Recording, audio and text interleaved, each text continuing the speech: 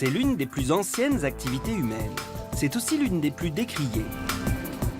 Souvent accusé de piller les océans ou de trop polluer, le secteur de la pêche tente d'évoluer grâce à toute une série d'innovations. Moteurs hybrides, coques de navires redessinées, sonars de nouvelle génération et filets révolutionnaires. Pour appréhender ce que pourrait être la pêche du futur, il faut se lever tôt.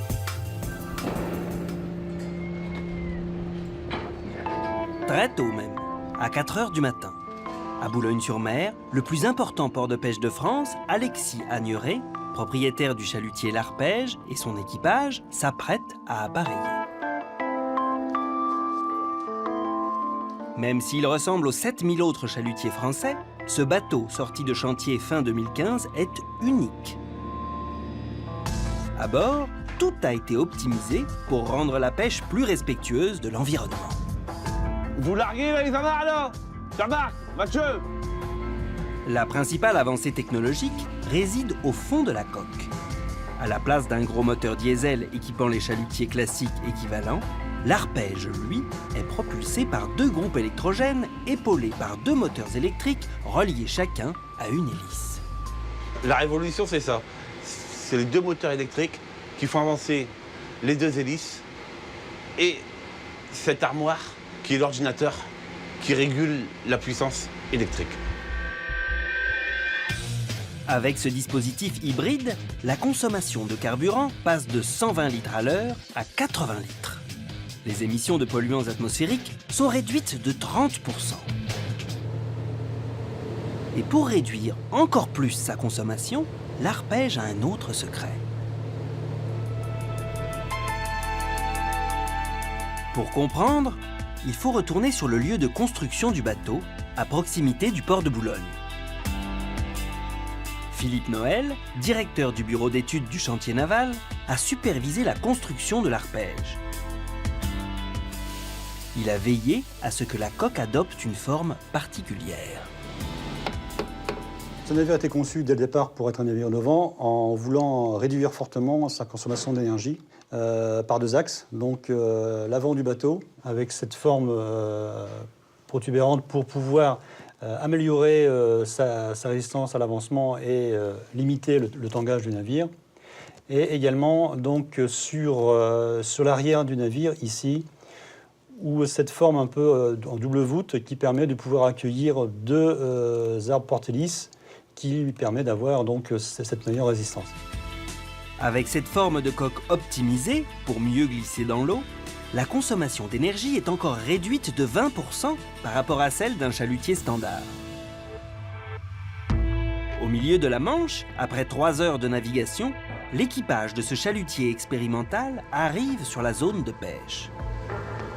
Les concepteurs du bateau ont poussé l'exigence de pêche durable encore plus loin, grâce à un équipement électronique de toute dernière génération. Voilà, tu l'as ici, il apparaît là, bon, c'est une toute petite tâche, hein. Tu l'as ici, et là tu as la réponse qui correspond bien à du macro, plutôt du macro à rang, quoi. Assisté par Christophe Corbière, ingénieur et spécialiste des sonars, Alexis Agneret teste un équipement révolutionnaire.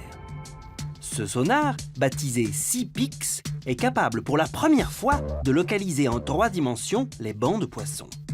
La surface sondée est ainsi 15 fois plus étendue que celle des sonars classiques. On voit encore la détection, on en voit ici aussi, au-dessus, sur bâbord. Le SeaPix est capable de déterminer quelle espèce nage à proximité du chalutier, en comparant la taille de la vessie des poissons.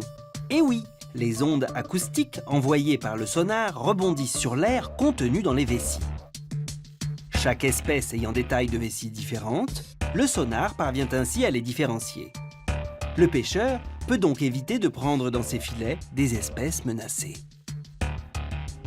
Le patron pêcheur peut franchement développer des stratégies, une véritable stratégie de capture en vue de cibler davantage. Donc lorsque le navire de pêche souhaite plutôt faire de la vente de maquereaux ou de harengs ou de sprats ou de chinchard, il va pouvoir améliorer sa sélectivité. Ça veut dire moins de rejets à la mer.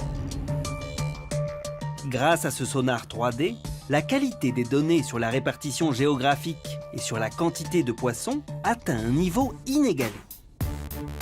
Alexis Agneret vient justement de repérer un banc de maquereaux et de harengs, des espèces que l'on trouve en quantité dans la Manche. C'est le moment d'immerger les filets. Les filets, c'est ce qui cristallise le plus les critiques dès qu'est évoquée la pêche au chalut. Captures inutiles, dégâts sur les fonds marins, surtout pour le chalutage en eau profonde, pratiqué par peu de bateaux, mais particulièrement désastreux pour les écosystèmes marins. Même si les filets de l'arpège ne sont pas accusés d'autant de ravages, comment les améliorer pour qu'ils soient plus respectueux de l'environnement?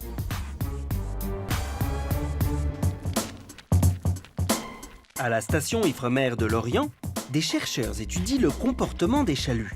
Le chalut, c'est ce filet en forme d'entonnoir remorqué à l'arrière du bateau. Tracter les chaluts représente les 2/3 des dépenses de carburant d'un bateau de pêche. Alors, un des premiers enjeux est de réduire la consommation. Bonjour. Michel. Michel. Bonjour. Bonjour. Bonjour, Michel. Michel Dagorn teste son tout dernier prototype. Un panneau de chalut pour moins consommer de carburant. Les panneaux de chalut sont des poids situés à l'avant du filet et qui en permettent l'ouverture maximale pour attraper les poissons. J'ai navigué pendant pratiquement 30 ans. Hein. Ah ouais. Et les panneaux, j'en ai cassé quelques paires, quelques-uns. Et ça me trottait dans la tête depuis longtemps, tu vois. Ce qui trottait dans la tête de Michel Dagorn, c'est ce panneau qui, en réalité, est 20 fois plus grand que cette maquette. La forme plus profilée et le centre de gravité sollicitent moins d'énergie de la part du bateau pour tracter le filet, tout en gardant la même ouverture. Les anciens modèles se plaçaient perpendiculairement au courant généré par le bateau et donc le freinaient davantage. Une innovation qui interpelle ces pêcheurs du Finistère. Si on peut gagner en consommation, c'est toujours valable. Hein. Ça, c'est clair que... 5% ou 10% de gasoil de gagner, c'est 5 ou 10% de plus sur la paye. Ah ouais, et puis même sur l'année, c'est sur l'année, quoi. Ouais. C'est sur l'année, c'est important, quoi. Et en émissions de CO2, c'est important aussi, quoi. En réduisant la consommation des chalutiers, le panneau de chalut mis au point par Michel Dagorn participe à rendre la pêche plus durable. Mais les chercheurs de l'Ifremer tentent d'aller encore plus loin. La forme de ce prototype de panneau de chalut permettrait d'économiser du carburant, certes, mais aussi de préserver l'écosystème. C'est une maquette du panneau qu'on a baptisé Jumper. C'est un panneau qui a été spécifiquement conçu pour réduire les impacts du chalutage de fond. Et pour cela, les ingénieurs ont rétréci considérablement la partie en contact avec le fond de l'océan. Avec sa forme angulaire, le Jumper rebondit et perturbe beaucoup moins les écosystèmes marins. La recherche d'innovation dans la pêche prend parfois des détours d'une étonnante simplicité. En étudiant la traînée de ce filet dans l'eau, les ingénieurs de l'Ifremer ont découvert une solution pour réduire les captures de petits poissons et ainsi aider à préserver les ressources. Un filet, quand il travaille normalement, c'est-à-dire quand le chalut avance comme ça, les mailles sont orientées dans ce sens. Et sous l'effet de la résistance de l'eau, les mailles se tendent, ce qui fait qu'elles se ferment. Donc là, on voit bien que les petits poissons qui voudraient s'échapper ne peuvent pas. Une première solution qui existe, c'est de tourner le filet à 45 degrés. Comme ça, on appelle ça tout simplement de la maille carrée. Et on voit bien que là, si on tire, les mailles ne se ferment pas. Voilà. Et on peut aussi utiliser des mailles tournées à 90 degrés, donc on retourne encore de 45 degrés. Et là, si les mailles se tendent, on voit qu'elles se ferment, mais quand même beaucoup moins. À bord de l'arpège, Alexis Agneret et son équipage s'apprêtent à rentrer au port de Boulogne. Dans ces cales, des prises plus responsables, dans l'atmosphère 30% de polluants en moins et une consommation de carburant réduite d'un quart. Alors même si ce chalutier coûte 4 millions d'euros, soit 500 000 € de plus qu'un bateau de pêche classique, son prix plus élevé devrait être compensé au bout de 3 à 4 ans d'exploitation. Cette pêche plus durable est sans doute promise à un bel avenir.